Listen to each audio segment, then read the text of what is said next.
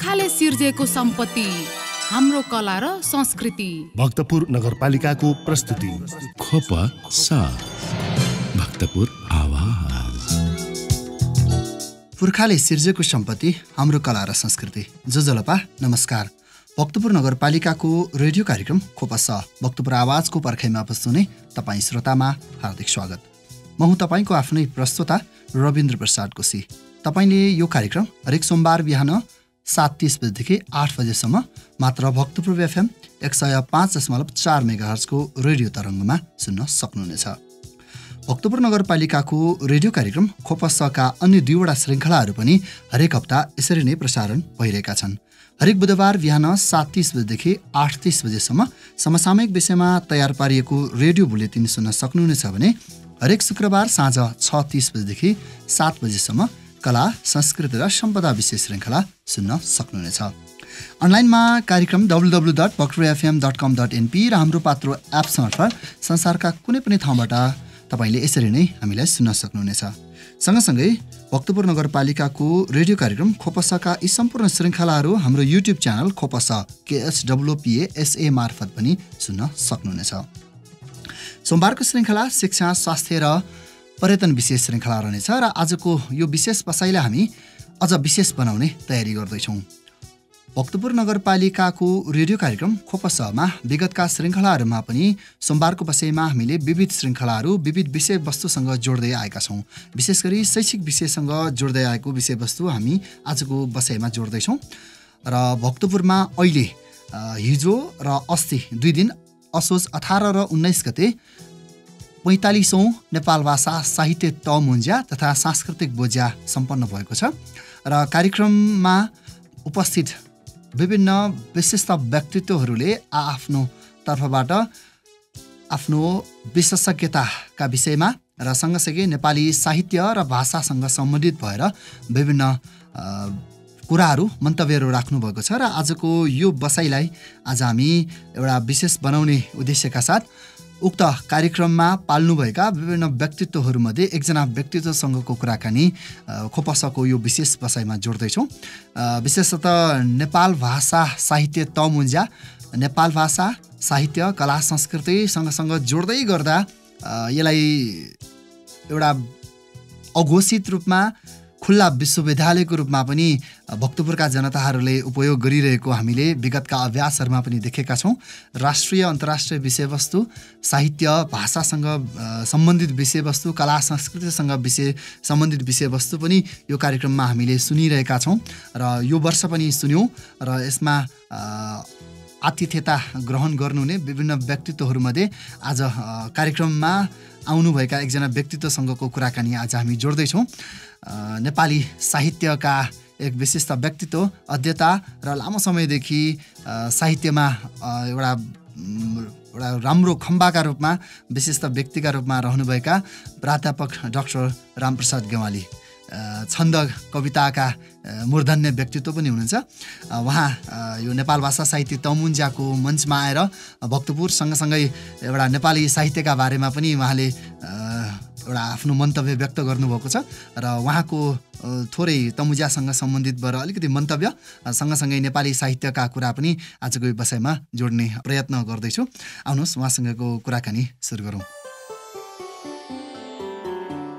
यहाँलाई कार्यक्रममा स्वागत छ सर। धन्यवाद एकदमै रविन्द्रजी। भक्तपुरमा आउनुभयो। हरेक वर्ष कमसेकम तमुन्ज्याको बेलामा तपाईँ आइराख्नुहुन्छ र भक्तपुरका आम रूपमा जो साहित्यसँग धेरै नजिक हुन चाहनुहुन्छ, अझ भनौँ साहित्य प्रेमी धेरै व्यक्तित्वहरूले तपाईँलाई सम्झिनुहुन्छ र यो सम्झेर तपाईँ पनि जस भक्तपुरलाई माया गरेर कि 5-6 वर्ष अगाडिदेखि नै निरन्तर रूपमा हरेक वर्ष तमुन्ज्याको मञ्चमा आइरहनु भएको छ र यो पालि पनि आउनुभयो। कस्तो अनुभव गर्दै हुनुहुन्छ? होइन, यो तमुन्ज्याको कार्यक्रम त नेपालकै होइन दक्षिण एसियाकै विशिष्ट कार्यक्रम हो। मैले अब भारतमा पनि 6-7 वर्ष बसेँ होइन, साहित्य कार्यक्रमहरू त्यहाँका पनि मैले अलिकति सहभागिता जनाएको छु। तर यो चाहिँ कस्तो भन्दाखेरि यसको व्यवस्थापनदेखि लिएर आयोजकहरूको व्यवहारदेखि लिएर बोलाइएका मानिसहरूको विविधता छ नि त, धर्मदेखि संस्कृति अनि गएर प्रकृति, भूगर्भशास्त्र, इतिहास, दर्शन होइन, कुनै पनि यस्तो क्षेत्र छैन जुनलाई जसको विशेषज्ञलाई चाहिँ यहाँ बोलाइँदैन। यसरी बहुआयामिक बहुक्षेत्रीय होइन बहुविज्ञताका व्यक्तित्वहरूको चाहिँ एकै ठाउँको सम्मेलन नेपालमा त यसरी गराइने परम्परा छैन। यत्रो झन्डै 45 कति वर्ष भन्नुभयो? 45औं भयो। 45औं वर्षसम्म लगातार यति धेरै कार्यक्रम यस्तो सभ्यताका साथ यस्तो विशिष्टता साथ गर्नु चाहिँ ऐतिहासिक लाग्छ मलाई। मैले अघि बोल्दा पनि भने, अहिले पनि म भन्छु, यो चाहिँ कस्तो भन्दाखेरि ज्ञान विविधताको, संस्कृति विविधताको, जाति विविधताको, विचार विविधताको एउटा इन्द्रेणी जस्तो लाग्छ क्या मलाई। यति धेरै कुराको एक ठाउँको संश्लेषण, त्यो पनि यति शिष्ट सभ्य, यति सुसंस्कृत ढङ्गले चाहिँ अन्त भएको मलाई थाहा छैन। अब एकदमै तपाईँले भन्नुभएको छ बहुआयामिक, अझ भनौँ धेरै विषयसँग सम्बन्धित विषयवस्तुहरू, कुराकानीहरू, अझ भनौँ तथ्यपरक कुराहरू, तथ्याङ्कहरू हामी यो कार्यक्रममा सुन्न पाउँछौँ। सम्भवतः हाम्रो रूपमा भक्तपुरवासी र जो कार्यक्रम हेर्नुहुन्छ, सुन्नुहुन्छ र नेपालीहरूकै लागि पनि एउटा उच्च स्तरको कार्यक्रम हुनसक्छ भन्नेमा हामी अत्यन्त गौरवान्वित छौँ, यो भक्तपुरवासीहरू। अब यो जोड्दै गर्दा नेपाल भाषा साहित्य तमुन्ज्या अर्थात् नेपाल भाषाको एउटा बृहत सम्मेलन हो, तर नेपाली भाषाका तपाईँ जस्ता विद्वत व्यक्तित्वहरू पनि आइराख्नुहुन्छ र आउँदाखेरि यो नेपाल भाषा हो, हामी आउनु नपर्ला कि भन्ने कसैलाई त्यो होला कि, अझ धेरैले पनि यो नेपाल भाषा हो, किन नेपाली भाषा राखेको पनि भन्छन्। तपाईँलाई व्यक्तिगत रूपमा नेपाली साहित्यमा कर्म गरिरहँदाखेरि यो नेपाल भाषा र नेपाली साहित्यलाई चाहिँ कसरी जोड्नुहुन्छ? यसो हो नि, नेपाल भाषा त तपाईँको प्राचीनतम भाषा, नेपालभित्रका प्राचीनतम भाषामध्येको एउटा हो नि त। लिपिकै हिसाबले पनि वास्तवमा रञ्जना लिपि होइन यसको, लिपिकै हिसाबले पनि संयुक्त राष्ट्रसङ्घमा त देवनागरी लिपिको सट्टा नेपालको भनेर सायद यसैलाई राखिएको छ। मैले त त्यसको गम्भीर अध्ययन गरेको छैन होइन। त्यो मात्रै नभएर नेपाली संस्कृति, यदि हामीले विश्वमा नेपालको आफ्नो संस्कृति के हो ल भनेर प्रस्तुत गर्नु पर्यो भने सबैभन्दा बढी आयाममा त सायद नेपाल भाषा अन्तर्गत नेवार समाजको संस्कृति सबभन्दा बढी देखाउन सकिने संस्कृति होला नि त होइन। यसको नाचगानका कुरा, कुमारीका कुराहरूदेखि लिएर यसको चाहिँ अब मन्दिर र मूर्तिका कुराहरूदेखि, काष्ठकला मूर्तिकलाका कुराहरूदेखि लिएर यति धेरै एक किसिमले भन्यो भने नेपालको मौलिक पहिचान बताउनु पर्यो भने हामीले सबभन्दा बढी गर्वका साथ प्रस्तुत गर्न सक्ने संस्कृति भनेको चाहिँ नेवार भाषाको, नेपाल भाषाको भित्रको यो समुदायभित्रको पर्छ। अनि त्यसमा मैले किन नजाने? मेरो लागि त मेरो मातृभाषा पो मेरो नेपाली हो त। मेरो समाजमा त नेवार पनि छन् नि। मैले तपाईँको झन्डै 7-8 वर्ष त म नेवारको घरमा डेरा बसेको छु र जस कहाँ डेरा बसेको त्यो घर बनेपामा हो। उहाँले मलाई छोरो बनाएरै राख्नु भएको। मैले मेरो बहिनीको बिहे गर्दा पैसा नपुगेर गहनादेखि लिएर कपडासम्म उहाँले म दिन्छु जहिले सक्छ पैसा तिर। त म चाहिँ नेवारहरूसँग यो व्यक्तिगत रूपमा पनि धेरै नजिक छु। यद्यपि मैले नेपाल भाषा राम्ररी सिक्न सकिनँ, 15-20 वर्ष त अलिअलि मलाई म बुझ्छु। तर यहाँ चाहिँ त म किन बढी आउँछु भन्दाखेरि केवल भाषाको सम्बन्ध मात्रै आउँदिनँ। एउटा मान्छेलाई मान्छे बनाउने तत्त्व भनेको चाहिँ सभ्यता हो, संस्कृति हो होइन, शिष्टता हो, मानवता हो। ती सबै कुरो सिक्न पाइन्छ कि तमुजियामा आएर। यहाँ स्वयं यहाँको भनौँ न नेता जस्तो मान्छे नारायण विजुक्से आजको होइन, आज 86 वर्ष पुगेँ भन्दै हुनुहुन्थ्यो मसित आज। उहाँ जस्तो मान्छे पनि हामी जस्ता सामान्य मान्छे आउँदा पनि जुरुक्क उठ्नुहुन्छ क्या, उठेर हात मिलाउनुहुन्छ, सस्तापूर्वक बसाल्नुहुन्छ, खाने बेलामा सँगै लिएर जान खोज्नुहुन्छ होइन। तपाईँ नेपालका नेताहरूलाई हेर्नु न, अहङ्कारले भरिएका छन्, फर्केर हेर्दैनन् कला साहित्यकारलाई, नजिक जाँदाखेरि पनि नचिने जस्तो गर्छन् होइन। तर यो एउटा संस्कार के, एउटा राजनीति र संस्कृति दुइटैसँगै लिएर जान सकिन्छ भन्ने कुरालाई असाध्यै राम्रोसँग प्रस्तुत गर्ने त्यो मञ्च चाहिँ तपाईँको तमुजियाको मञ्च हो। र म त्यहाँ सिक्न आउँछु। आफ्नो कुरा भन्न त भनिदिए तैँले भन्नुहुन्छ म भन्छु, जानेको छु भनेर भनेको होइन। तर म चाहिँ सिक्न आउँछु कि कस्ता कस्ता मान्छे आउँछन्, के बोल्छन्। इतिहासको आधिकारिक प्रवचन हुन्छ यहाँ, दर्शनको आधिकारिक प्रवचन हुन्छ यहाँ, भूगोलको आधिकारिक प्रवचन हुन्छ, अभिलेखहरू बारेमा आधिकारिक प्रवचन हुन्छ होइन त। भनेपछि कला संस्कृति सम्बन्धी आधिकारिक प्रवचन हुने गर्छ, राजनीतिसँग आधिकारिक प्रवचन हुन्छ, अन्तर्राष्ट्रिय सम्बन्धसँग आधिकारिक प्रवचन हुन्छ। आधै पनि तपाईँले नेपाली सीमा सम्बन्धी होइन, सीमाविदको प्रवचन हामीले सुन्यौँ। भनेपछि यति धेरै कुराहरू सिक्ने एउटा पाइन्छ कि एक किसिमको सानो सानो शब्दकोश, सानो सानो विश्वविद्यालय जस्तो छ नि त्यो त। त्यसले गर्दा म आउने गर्छु। पक्कै पनि। अब अलिकति साहित्यको कुरा गरौँ। हुन त अब तपाईँको एउटा लामो पृष्ठभूमि छ साहित्यसँग जोडिएर अहिले अब प्राध्यापन क्षेत्रमा पनि हुनुहुन्छ एकदमै अनुभव पनि छ अझ भनौँ छन्द कविताको क्षेत्रमा पनि तपाईँको आफ्नै अनुभव छ र अब सिकाउनु पनि हुन्छ अलिकति अब नेपाली भाषा र नेपाल भाषा समग्र रूपमा साहित्यलाई एउटै दालोमा राखेर अध्ययन गर्न कतिको सम्भव हुन्छ र साहित्य के हो भन्ने विषयमा धेरै आफ्ना आफ्ना उत्तरहरू आउने गर्छन् के हो त साहित्य त्यसो दुईटा प्रश्न सोध्नुभयो तपाईँले एकैपल्ट होइन म साहित्य के हो भन्ने कुरालाई नै बढी जोड दिएर भन्छु तपाईँले कविताको वा साहित्यको पूर्ण परिभाषा दिन सक्नुहुन्न हजार परिभाषाहरू आइसकेका छन् तैपनि पूर्ण छैनन् त्यसको कारण के हो भनेर कतिको विचार गर्नुभएको छ अथवा यो सुनिरहेका श्रोताहरूलाई नै म भन्छु तपाईँहरूको विचार कसरी विचार गर्नुभएको छ होइन कविता परिभाषित सम्पूर्णता हुन सक्दैन कारण के हो भन्दाखेरि यो संसारमा जति पनि प्राणी छन् त्यसमध्ये अरू सबै प्राणी परिभाषित छन् हजारौँ वर्षदेखि गाई त्यस्तै छ भैँसी त्यस्तै छ हजारौँ वर्षदेखि माछाहरू त्यस्तै छन् किराफट्याङ्ग्रा त्यस्तै छन् पुतली त्यस्तै छन् त्यसरी नै बाँच्छन् त्यसरी नै खान्छन् तर मान्छे निरन्तर के छ रूपान्तरित छ परिवर्तित हिजोको मान्छे आज छैन आजको मान्छे भोलि हुन्न मान्छे निरन्तर परिवर्तन हुँदै गएको हुनाले उसका सोच निरन्तर परिवर्तन हुँदै गएको हुनाले मान्छेले लेख्ने कविता पनि के हुँदै जान्छ निरन्तर परिवर्तन हुँदै जान्छ तपाईँले आजसम्मका विशेषतालाई आधार बनाएर परिभाषा त दिनुभयो कविता यो कविता त्यो कविता मनको भावना हो भन्छ एउटाले कथा पनि मनको भावना हो होइन त गीत पनि मनको भावना हो मिलेन कुरो त होइन त जसरी मान्छे पूर्णतः परिभाषित हुन सक्दैन किनकि निरन्तर परिवर्तनशील छ त्यसै गरी कविता पनि पूर्णतः परिभाषित हुन सक्दैन किन भन्दा त्यही परिवर्तन भइरहेको मान्छेले परिवर्तनको आधारमा लेखेको कविता हो त्यो त्यस कारणले अलिअलि मात्रै परिवर्तन मूलत अब साहित्यलाई चाहिँ तपाईँको भाषिक कला भनेर पहिलो नम्बरमा कवितामा जानुभयो भने लयात्मक भाषिक कला लयका माध्यमबाट र यसलाई मैले चारवटा शब्दमा भनिदिन्छु कविताका कुरा गर्दाखेरि धेरैलाई काम लाग्छ एउटा हो लय माधुर्य अर्को हो शब्द सौन्दर्य तेस्रो हो भाव गाम्भीर्य त्यसभित्र विचार पनि आउँछ र चौथो हो सम्प्रेषणीयता यी चारवटा कुरा मिलेर एउटा कविताको सुन्दर कविताको सिर्जना हुनसक्छ लय माधुर्य किन भन्नुहुन्छ भन्दाखेरि कविता किन कविता हो भन्दा त्यो कथा होइन त्यो निबन्ध होइन त्यो नाटक होइन कवितालाई छुट्टै बनाउने एउटै कुरो के छ भन्दा त्यो हो लय जतिसुकै मिठो कुरो गरे पनि जतिसुकै मन छुने कुरो गरे पनि जबसम्म तपाईँ लयमा कवितालाई बाँध्नुहुन्न भावनालाई त्यो कविता भन्दा किन भन्दाखेरि संरचना के असाध्यै विद्वान बाँदर हुनसक्छ त्यसलाई सिकाउन सकिन्छ चन्द्रमामा बाँदर पुग्न सक्छ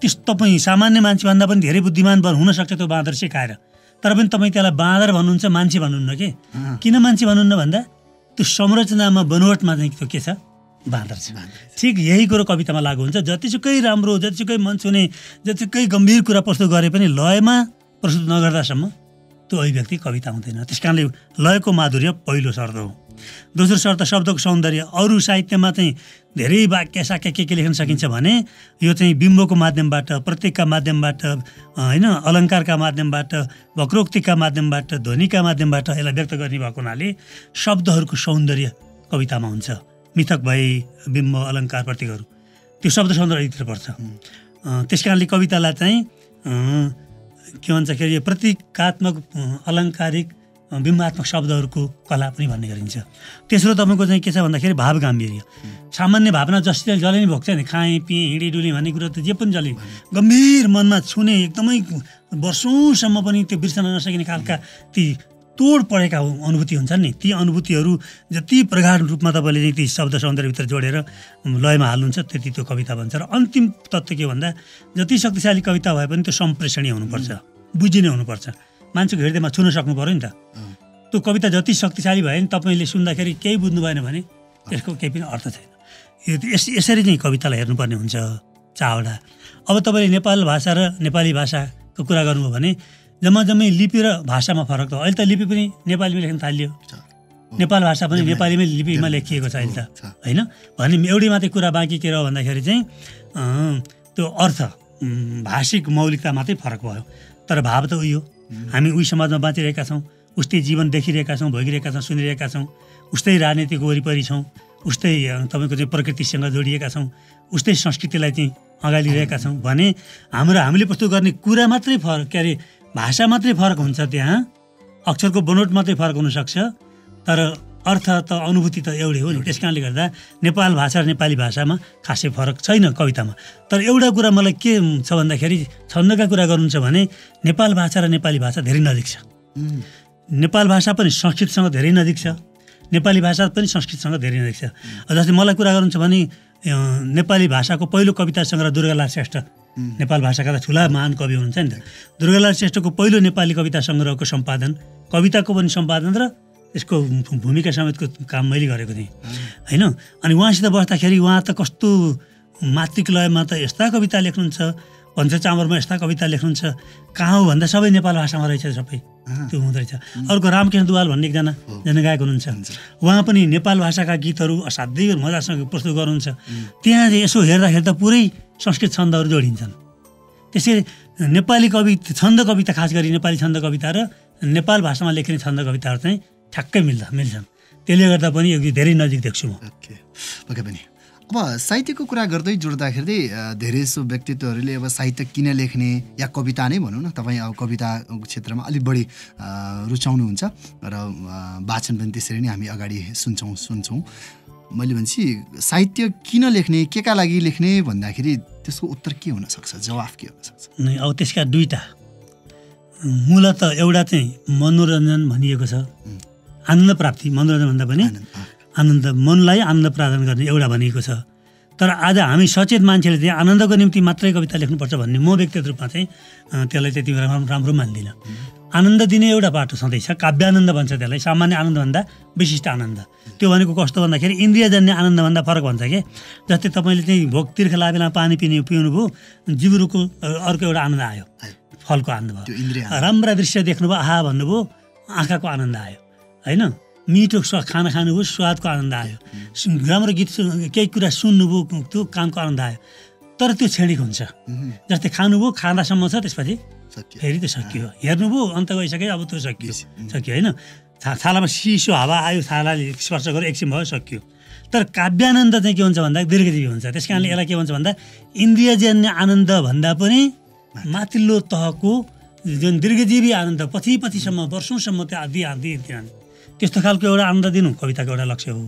तर त्योभन्दा पनि ठुलो लक्ष्य के हो भन्दाखेरि मान्छेको भावनाको निर्मलीकरण र मान्छेको मस्तिष्कको परिष्करण, यी दुईटा उद्देश्यका निम्ति चाहिँ कविता लेखिन्छ।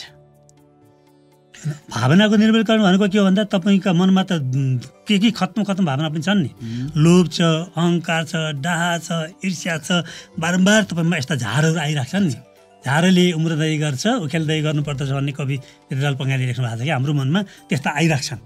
ती झारहरूलाई समाप्त पारेर उदात्त भावनाहरूको चाहिँ विस्तृतीकरण होइन, अरूप्रति दयाको भावना, करुणाको भावना, प्रेमको भावना होइन, त्यागको भावना, समर्पणको भावना, त्यस्ता भावनाहरूलाई चाहिँ बढाउने, फैलाउने काम चाहिँ गर्ने काम कविताले गर्नुपर्छ मान्छेको एउटा।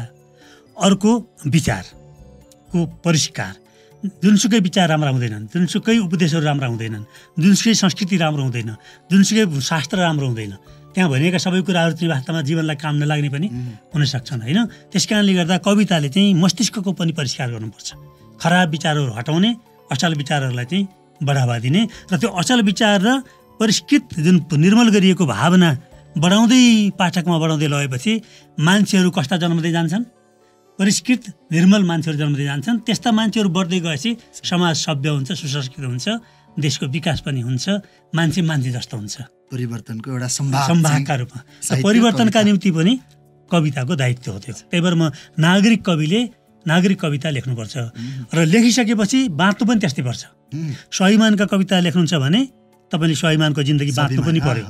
देशभक्तिका कविता लेख्नुहुन्छ भने तपाईँ देशभक्त भएको पछि सिद्ध हुनु पर्यो। आदर्शका कविता लेख्नुहुन्छ भने तपाईँ आदर्श जीवन पनि बाँच्नु, नत्र ढङ्ग मात्र बेकार ढङ्ग हो। क्रान्तिका कविता लेख्नुहुन्छ भने तपाईँले परेको बेलामा क्रान्ति गर्न सडकमा समेत ओर्लाउनुहोस्। यस्तो गर्नुभयो भने मात्रै तपाईँको कथन र करनी, चिन्तन र चरित्रमा एकता हुन्छ र तपाईँ सच्चा कवि हुनुहुन्छ। ओके पनि श्रोताबिन भक्तपुर नगरपालिकाको रेडियो कार्यक्रम खोपस भक्तपुर आवाजको सोमबार विशेष श्रृङ्खलामा छौँ र आजको श्रृङ्खलामा हामीले यो 45औं नेपाल भाषा साहित्य तमुन्जा असोज 18 र 19 गते भक्तपुरको नपोखु परिसरमा सम्पन्न भएको छ र सो कार्यक्रममा पाल्नुभएका विभिन्न व्यक्तित्वहरूमध्ये एकजना व्यक्तित्वसँगको कुराकानी कार्यक्रममा आउँदाको अनुभव र सँगसँगै साहित्यसँग जोडेर हामी कुराकानी गर्दैछौँ। प्राध्यापक डाक्टर रामप्रसाद गेवाली हुनुहुन्छ र तपाईँसँग कुराकानी जोड्दै गर्दा एउटा कविता नसुनिकन कार्यक्रमको सार्थकता रहला जस्तो मलाई पक्कै पनि लाग्दैन र हरेक पटक कार्यक्रममा जुनै कार्यक्रममा आउँदाखेरि पनि कि साहित्यको कुरा त हुने नै भए सँगसँगै कविता सिकाउने लेख्न सिकाउने र यस्तो कविता हुनुपर्छ साहित्य यस्तो हुनुपर्छ भन्ने विषयमा पनि चर्चा परिचर्चा गर्नुहुन्छ।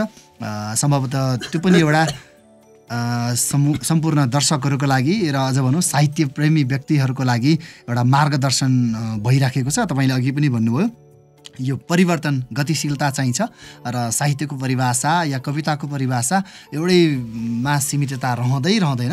त्यसैले अहिलेको समयको माग र कथावस्तु या समय परिस्थितिले कस्तो किसिमको कविता या कस्तो किसिमको परिस्थिति साहित्यको माग गर्दछ भन्ने विषयमा पनि तपाईँका कविता मार्फत हामी सुन्न पाउँछौँ र अलिकति जानकार हुन पाउँछौँ। त्यसैले यो बिचमा मैले एउटा कविता अब छन्दमै हामी कविता सुन्छौँ। तपाईँको एउटा कविता यो कार्यक्रममा सुनाइदिनुला। धन्यवाद यसको लागि।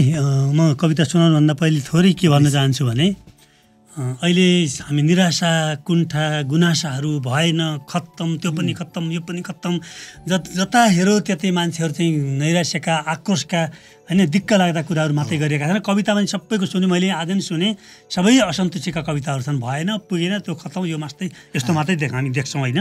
तर जीवन त वास्तवमा बाँच्नु छ नि त जीवन त बिताउनलाई होइन बाँच्नलाई हो। बाँचेर चाहिँ गुनासो गरेर मात्रै समाज बदलिँदैन।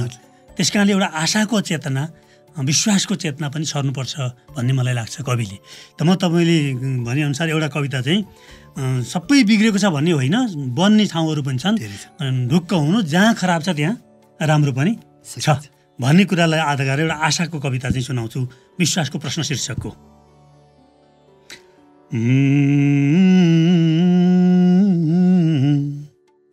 जिन्दगीमा सधैँ राम्रो सोचे जस्तो कहाँ छ र डढेलो कहिले लाग्छ कहिले ढल्छन् घर एउटा घर ढले साथी अर्को घर खडा गर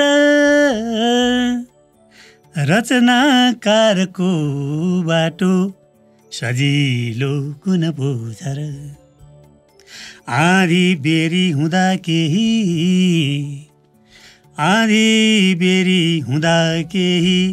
बोट लत्रिन सक्दछन् बाढी पहिरो हुँदा केही बाटा भत्किन सक्दछन् बाटो भत्क्यो भने एउटा अर्को बनाउने गर हिमाली नदको यात्रा रोकिएको कहाँ छ र हिमाली नदको यात्रा रोकिएको कहाँ छ र कठ्याङ्ग्रिएर जाडोमा बस्न सक्छौ तिमी तर सक्दैनौ किन हो ताप्न आगो बालेर हुरहुर पानीमा कसरी बालौँ आगो भन्छौ तिमी तर पानीमा कसरी बालौँ आगो भन्छौ तिमी तर सबैभन्दा बढी आगो पानीमै हुन्छ होइन र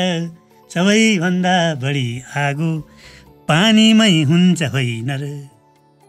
यी बिग्रेका मान्छेलाई गाली पनि कति गर्ने हामीले नै चुनेका हौँ चौतारी बर पिपल हामीले नै बनाएथ्यौँ बगैँचाई मनोहर मान्छु केही गनाएका फुल छन् डुङ्डुङ्गी तर केही फुल कुहे कहिले बगैँचा नै कुहिन्छ र केही फुल कुहे कहिले बगैँचा नै कुहिन्छ र खडेरी फैलियो भन्दै सुक्छन् समुद्र पो कहाँ आँधी बेरी बढ्यो भन्दै झुक्छन् हिमाल पो कहाँ भत्किन्छन् घरका छाना के फेरि छाइँदैन र रात लामो भए कहिले बिहानी आउँदैन र रात लामो भए कहिले बिहानी आउँदैन र अन्त्यमा बाघले घाँस खाँदैन जति भोको भए पनि वीरको आँत जाँदैन बिरा फै गए पनि मान्छेलाई निराशाले बचाएको कहाँ छ र विश्वासमै अडेको छ हाम्रो संसार होइन र विश्वासमै अडेको छ राम्रो संसार होइन र पक्कै पनि विश्वासमै अडेको छ राम्रो संसार होइन र एउटा आह्वान र सँगसँगै एउटा आशाका धेरै पक्षहरू जोडिएको छ कवितामा एकदमै राम्रो लाग्यो खुसी लाग्यो र आजको यो विशेष बसाइमा व्यस्त समयका बावजुद पनि भक्तपुर नगरपालिकाको रेडियो कार्यक्रम खोपसको लागि यो विशेष समय दिनुभयो र तपाईँ अझै कार्यक्रमका लागि आउनुभयो र यो तमुन्ज्यामा आउँदै गर्दा भक्तपुर नगरपालिकाको रेडियो कार्यक्रम खोपसका लागि पनि यो छोटो समय दिनुभयो यसको लागि धेरै धेरै धन्यवाद। अन्त्यमा कार्यक्रम सुनिरहनु हुने सम्पूर्ण श्रोताहरू र भक्तपुरका जनताहरूमा के भन्न चाहनुहुन्छ? भक्तपुरलाई नमन छ, श्रोताहरूप्रति पनि आभारी छु, ध्यान दिएर सुनिदिनु भयो त्यसका लागि। म एउटै कुरा भन्छु, तपाईँ चाहे साहित्यमा हुनुहोस् चाहे तपाईँ जुन क्षेत्रमा हुनुहोस्, दुई किसिमको चाहिँ कुरा हुन्छ। एउटा जीविकाको पक्ष हुन्छ, अर्को जीवनको पक्ष हुन्छ। जीविकाको पक्षमा चाहिँ तपाईँ डाक्टर हुनु, इन्जिनियर हुनु, वकिल हुनु, पैसा कमाउनु, व्यापारी हुनु, सबै पक्षहरू चाहिँ जीविकाका पक्षहरू हुन्। ती पनि जरुरी छन्, त्यसका निम्ति पनि हामीले पढ्ने साहित्य आदि लिनुपर्छ। तर त्योभन्दा पनि बढी महत्त्वपूर्ण कुरा चाहिँ जीवनको साहित्य, जीवनको संस्कृति, जीवनको राजनीति, त्यसभित्र पर्छ मूल्य, त्यसभित्र पर्छ सुसंस्कृति, त्यसभित्र शिष्टता पर्छ, त्यसभित्र मानवता पर्छ। ती कुराहरूलाई बढी उठाउने गरी चाहिँ हामीले आफ्नो क्षेत्रबाट काम गर्नुपर्छ। यसका निम्ति चाहिँ म आह्वान पनि गर्न चाहन्छु।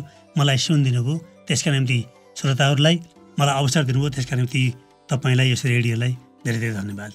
हस् त, व्यस्त समयका बावजुद पनि हामीलाई समय दिनुभयो र साहित्यसँग सम्बन्धित थोरै कुराकानी सँगसँगै नेपाल भाषा साहित्य तमुन्ज्याको बारेमा छोटो मन्तव्य राखिदिनु भयो, त्यसको लागि धेरै धेरै धन्यवाद। श्रोताबिन, भक्तपुर नगरपालिकाको रेडियो कार्यक्रम खोपस भक्तपुर आवाजको सोमबारको बसाइमा छौँ र आजको बसाइमा हामीले 45औं नेपाल भाषा साहित्य तमुन्ज्याका विषयमा र सो कार्यक्रममा आउनुभएका अतिथि प्राध्यापक डाक्टर रामप्रसाद गेवालीसँगको कुराकानी जोड्यौँ। कार्यक्रमसँगको अनुभव र साहित्यका बारेमा हामीले कुराकानी गऱ्यौँ। तपाईँलाई आजको बसाइ कस्तो लाग्यो?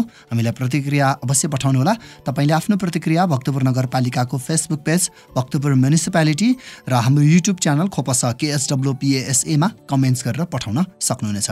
आजको कार्यक्रम तयार पार्न आवश्यक सल्लाह दिनुहुने रविन्द्र ज्याखो र दिपेन्द्र प्रजापतिप्रति हार्दिक आभार व्यक्त गर्दछु र बुधबारको बसाइमा पुनः भेट्ने बाचाका साथ म तपाईँको आफ्नै प्रस्तोता रविन्द्र प्रसाद कोशी लगायत खोपस परिवारलाई पनि बिदा दिनुहोस्। हस्त नमस्कार। तपाईँको समय शुभ रहोस्।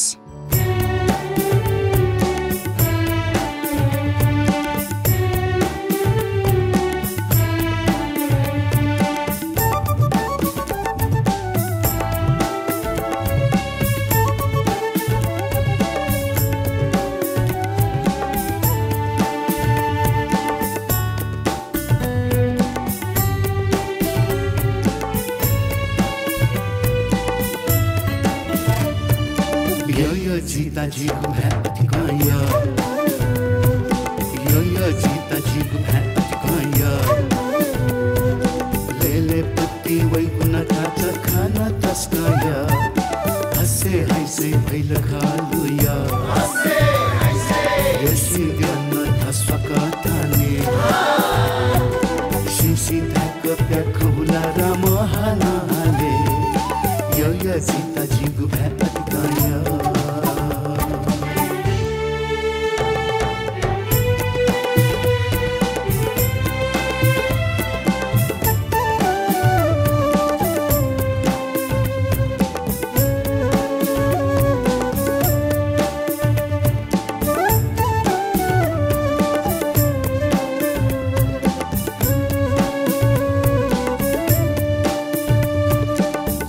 जी है या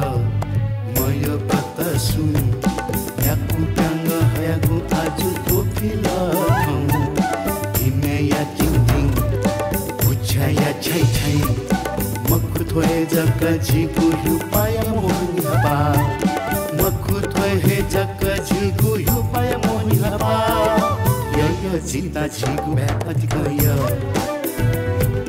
य चिता झिगु भ्या अधिकय लेले पति वैगुण खाच खाना तस्कय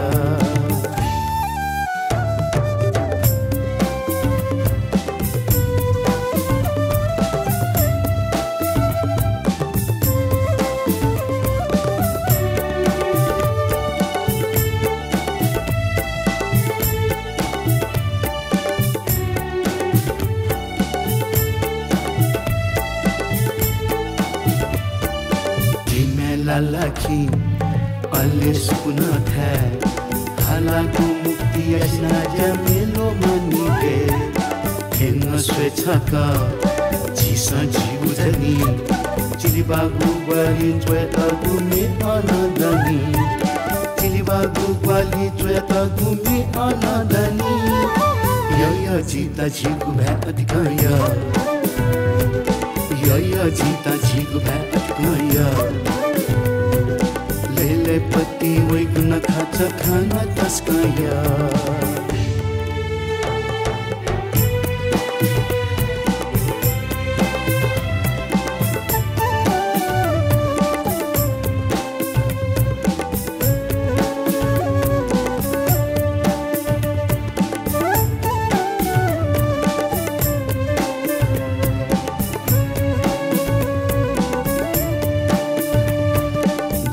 यानुगा मध्यागु जनतन्त्र थो यानुगे क्वाटु पदो गीत तेसो तछ्या मफसा षड्यन्त्र झम्बुका फर फर बजोनी गे झिगु मसिका फर फर बजोनी गे झिगु मसिका य जीता झिगु भ्या अधिकय य जीता झिगु भ्या अधिकय लेले पति वैगुण खाच खाना तस्कय हसे हैसे भैल खालुय यो सिंगन स्वागत थाने सिसी भ्याक व्याखुला राम हाले यो जीता झिगु भ्या अधिकय